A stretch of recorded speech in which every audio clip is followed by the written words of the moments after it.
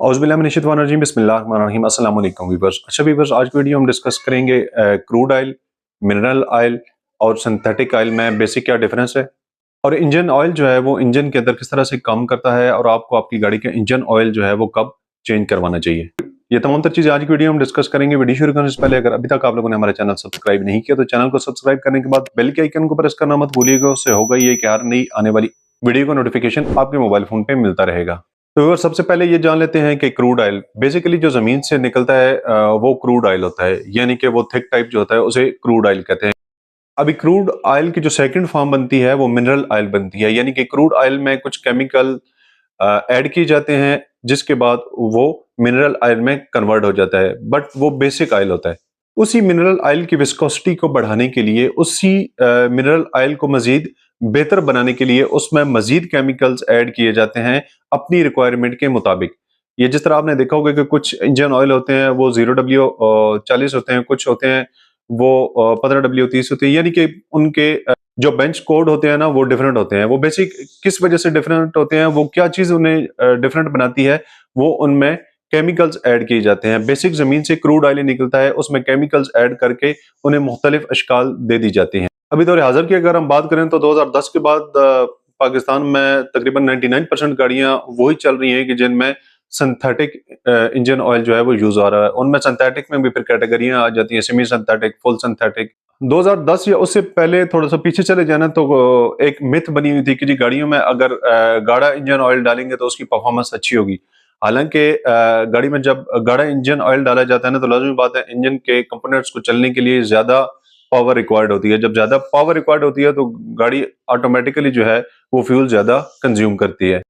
अच्छा, इससे हट के अगर हम बात करें तो कल ही मेरा दोस्त है, उसने गाड़ी का इंजन ऑयल चेंज करवाए हैं। गाड़ी का इंजन ऑयल चेंज करवाने के बाद वो कोई 15-20 किलोमीटर चला होगा तो उसने दोबारा से इंजन ऑयल जो है वो गाड़ी का चेक किया। अभी उसकी गाड़ी के इंजन ऑयल का कलर जो है वो ब्लैक हो चुका, तो वो बड़ा परेशान हुआ। उसने मुझे कॉल की कि यार कि इंजन ऑयल का जो कलर है वो ब्लैक हो गया है, तो इसकी बेसिक वजह क्या है। तो यार इसकी इतनी परेशानी वाली बात नहीं होती, असल चीज होती है इंजन ऑयल की विस्कोसिटी। विस्कोसिटी का मैं आपको अगर सिंपल से समझाऊं तो जब इंजन ऑयल को लेके ना इस तरह दो उंगलियों के दरमियान में रख के वो जो एक्सपर्ट होते हैं वो चेक करते हैं, यानी कि उसकी चपचपाहट जो होती है, उसकी चपचपाहट इंजन ऑयल में होनी चाहिए। इंजन ऑयल बेशक आपका काला से काला स्याह हो जाए, लेकिन उसमें चपचपाहट होनी चाहिए, उसमें विस्कोसिटी होनी चाहिए।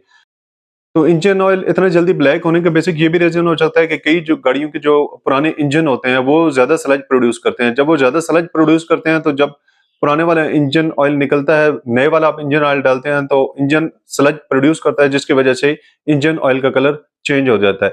इंजन ऑयल कलर चेंज होने का कोई इशू नहीं है, लेकिन उसमें विस्कोसिटी जो है वो होनी चाहिए। अगर विस्कोसिटी खत्म हो गई है तो वो आपके इंजन के लिए खतरे का सबब बन सकता है।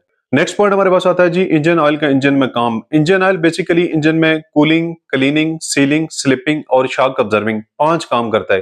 कूलिंग भी करता है, क्लीनिंग भी करता है, सीलिंग भी करता है, स्लिपिंग भी करता है और शॉक ऑब्जर्विंग भी करता है। अच्छा, लास्ट पॉइंट हमारे पास रह गया कि आपको अपनी गाड़ी का इंजन ऑयल कब चेंज करना चाहिए। उसमें 3-4 बातें आ जाती हैं। सबसे पहले तो ये कि आपकी गाड़ी के इंजन ऑयल की विस्कोसिटी किस बराबर है।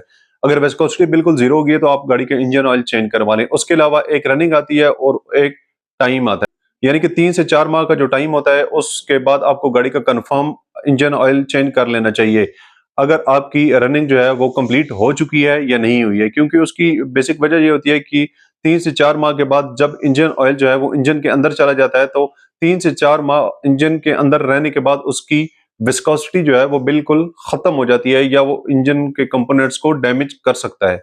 तो व्यूअर्स, ये थी आज की इन्फॉर्मेटिव वीडियो। इस तरह की इन्फॉर्मेटिव वीडियो हमारे चैनल पे अपलोड होती रहती है। उन्हें देखने के लिए हमारे चैनल को सब्सक्राइब और लाइक करना मत भूलिएगा। अपना और अपने पैरों का बहुत सारा ख्याल रखिएगा, दुआ में याद रखिएगा। मिलते हैं नेक्स्ट वीडियो में, तब तक के लिए इजाजत दीजिए जी, अल्लाह हाफिज।